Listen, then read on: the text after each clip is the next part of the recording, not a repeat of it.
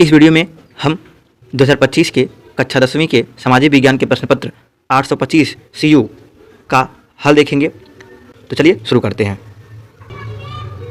तो पहला प्रश्न है, निम्नलिखित में से किसने 1860 ईस्वी में दक्षिण इटली की तरफ एक्सपीडिशन ऑफ द 1000 अर्थात 1000 लोगों का अभियान का नेतृत्व किया था?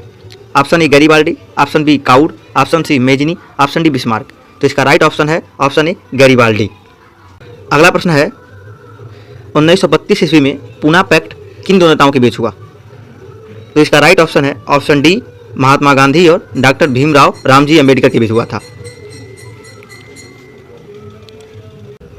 तीसरा प्रश्न है, बेल्जियम में केंद्रीय और राज्य सरकारों के अलावा एक तीसरे स्तर की सरकार भी काम करती है, इसे किस नाम से जानते हैं? तो इसका राइट ऑप्शन है ऑप्शन सी सामुदायिक सरकार।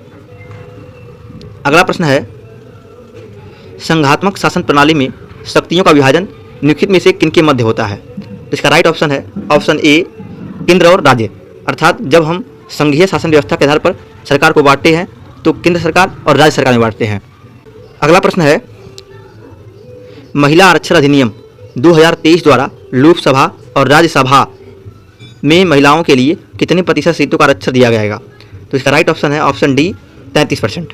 अगला प्रश्न है, निम्नलिखित में से कौन से राजनीतिक दल के प्रमुख हिस्से हैं? तो इसका राइट ऑप्शन है ऑप्शन डी इनमें से सभी, अर्थात किसी राजनीतिक दल के लिए नेता, सक्रिय सदस्य और अनुयायी तीनों इंपॉर्टेंट होते हैं। अगला प्रश्न है, व्यक्ति की गरिमा और नागरिकों में समानता को बढ़ावा देने वाली राजनीतिक व्यवस्था निम्नलिखित में से कौन सी है? तो ये इसका ऑप्शन हो जाएगा सही ऑप्शन बी लोकतंत्र। प्रश्न नंबर 8वां है, किस संधि के द्वारा यूनान को एक स्वतंत्र राष्ट्र के रूप में मान्यता मिली? तो वो संधि थी कुस्तुनतुनिया की संधि, अर्थात कुस्तुनतुनिया की संधि के दौरान यूनान को स्वतंत्र कर दिया गया। अगला प्रश्न है, भारत माता की विख्यात छवि को किसने चित्रित किया था? तो इसका राइट ऑप्शन है ऑप्शन सी अवनींद्रनाथ टैगोर ने।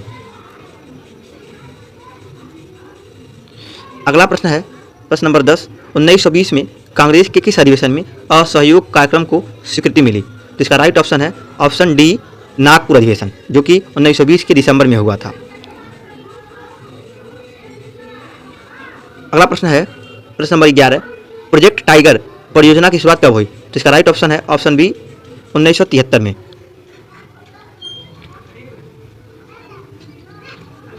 अगला प्रश्न है, प्रश्न नंबर 12, टिहरी बांध किस नदी पर बना है? तो इसका राइट ऑप्शन है ऑप्शन बी भागीरथी नदी पर। अगला प्रश्न है, प्रश्न नंबर 13, जो कि है निम्नलिखित में से कौन सी फसल मोटे अनाज के अंतर्गत आती है? तो इसका राइट ऑप्शन होगा ऑप्शन सी बाजरा। अगला प्रश्न है, प्रश्न नंबर 14, निम्नलिखित में से कौन सा खनिज अधात्विक है? तो इसका राइट ऑप्शन हो जाएगा ऑप्शन ए अभ्रक। अभ्रक जो होता है वो अधात्विक होता है। प्रश्न नंबर 15, प्रश्न नंबर 15 है, निम्नलिखित में से कौन ऊर्जा स्रोत गैर परंपरागत है? तो इसका राइट ऑप्शन होगा ऑप्शन सी पवन ऊर्जा। पवन ऊर्जा जो होता है वो गैर परंपरागत होता है। अगला प्रश्न है, प्रश्न नंबर 16वां, निम्नलिखित में से किसका कार्य अर्थव्यवस्था के द्वितीयक क्षेत्र के अंतर्गत आता है? तो इसका राइट ऑप्शन हो जाएगा कुम्हार, क्योंकि कुम्हार जो है वो मिट्टी से बर्तनों को आकार देता है, तो ये कुम्हार जो होगा वो द्वितीयक क्षेत्र के अंतर्गत आ जाएगा। अगला प्रश्न है, विश्व में मानव विकास सूचकांक 2016 के अनुसार निम्नलिखित में से कौन सा देश निम्नतर स्तर पर था? तो इसके बारे में मैंने बहुत छानबीन किया, परंतु कुछ सटीक जानकारी नहीं मिला, इसलिए इसको बाद में देखा जाएगा। अगला प्रश्न है, प्रश्न नंबर 18, जो कि है निम्नलिखित में से किस राज्य में शिशु मृत्यु दर सबसे अधिक है? तो कितने बच्चे इसका ऑप्शन सी मार के आए होंगे? केरल, लेकिन केरल में सबसे कम है, सबसे अधिक जो है वो मध्य प्रदेश में है, तो शिशु मृत्यु दर सबसे अधिक मध्य प्रदेश में है।